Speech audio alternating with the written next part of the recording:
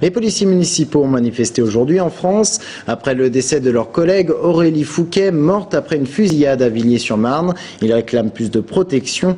Pour en parler, nous recevons le secrétaire général du syndicat des policiers municipaux, Vianney Pabis. Bonsoir. Bonjour. Alors vous étiez mobilisé, vous, aujourd'hui à Orléans. Comment déjà s'est passée cette mobilisation ? Eh bien, je dirais que c'était un succès quand même, parce qu'aujourd'hui, déjà, le rassemblement a été fait sous l'égide de l'intersyndicat, c'est-à-dire les 6 syndicats nationaux qui ont appelé les policiers municipaux à faire grève. Et effectivement, on peut dire que c'est un succès, étant donné que c'était une manifestation quand même relativement pacifique, qui était déjà annoncée depuis pas mal de temps. Combien de personnes ? Et environ, d'après les chiffres de la police nationale et renseignements généraux, 250, je pense qu'ils étaient dans une logique de 150 à 300 policiers, ce qui représente un tiers des effectifs de la région centre qui compte environ 700 policiers municipaux. Alors vous êtes également policier municipal à Descartes. Déjà cette question, est-ce que vous êtes armé ?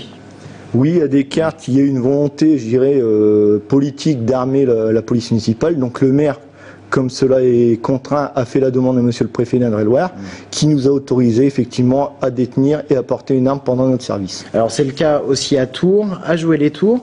Est-ce que c'est au mairie de prendre la décision elle demande d'abord au préfet. Est-ce que vous demandez est-ce que ça soit une obligation nationale ? C'est l'une de vos revendications que tous les policiers municipaux soient armés. Effectivement, le syndicat national des policiers municipaux s'est positionné clairement sur cette question en revendiquant pleinement que tout policier municipal qui travaille sur la voie publique puisse avoir un moyen de défense d'une arme de 4e catégorie et aussi des moyens de protection comme le gilet pare-balles. C'est pas forcément le cas aujourd'hui, il faut avoir une arme pour porter un gilet. Justement, la dangerosité de notre métier est reconnue par certains élus qui dotent leurs policiers municipaux de gilets pare-balles, mais par contre ne les dotent pas d'armes pour qu'ils puissent riposter le cas échéant devant une attaque quelconque. Et aujourd'hui, il y a une cohérence de terrain qui est là, une délinquance qui augmente et qui ne touche plus forcément, je dirais, nos grandes villes, mais aussi nos zones rurales, et effectivement, où les policiers municipaux qui travaillent sur le terrain au quotidien peuvent être confrontés dès qu'ils sortent sur le terrain en mission, que ce soit de la surveillance générale, que ce soit aujourd'hui du contrôle routier, que ce soit sur une convention de coordination et des tâches spécifiques en collaboration de nos homologues de la gendarmerie ou de la police nationale, nous sommes confrontés au même risque.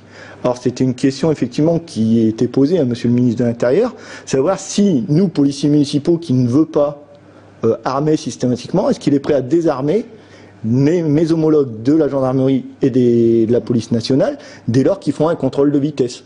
Étant donné qu'on fait le même travail que sur la voie publique, est-ce qu'ils trouveraient normal qu'on désarme ces gens-là?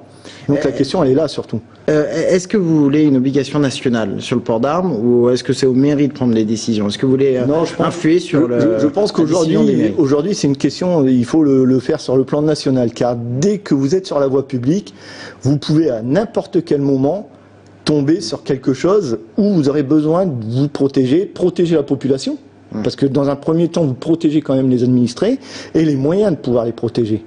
Vous avez un entraînement pour le port d'armes, comme la police le fait par exemple? Alors je dirais qu'on a un entraînement qui est suivi, contrôlé, étant donné qu'on a l'obligation de tirer au minimum 2 fois 50 cartouches par an. Donc c'est contrôlé par l'État, parce qu'on renvoie nos fiches de tir à monsieur le préfet, et c'est sous l'égide du Centre national de la fonction publique territoriale. Et lors de ces séances, nous avons un minimum de 50 cartouches à tirer, mais si on peut se débrouiller pour avoir le moniteur pour un laps de temps nécessaire pour en tirer 200 ou 300, rien ne nous empêche. C'est un avantage que l'on a. Vous demandez également que soient revalorisées les carrières des agents et que soit prise en compte la dangerosité et la pénibilité, tout à du métier. D'ailleurs, c'était le but de cette manifestation qui était prévue de bien avant. C'est pas les événements qui ont eu lieu à Villiers-sur-Marne qui ont décidé de cette manifestation.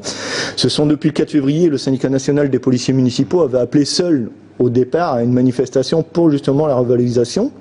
Est-ce que vous avez l'impression d'être lésé par rapport à la police nationale? C'est pas qu'on a l'impression, c'est qu'on l'est.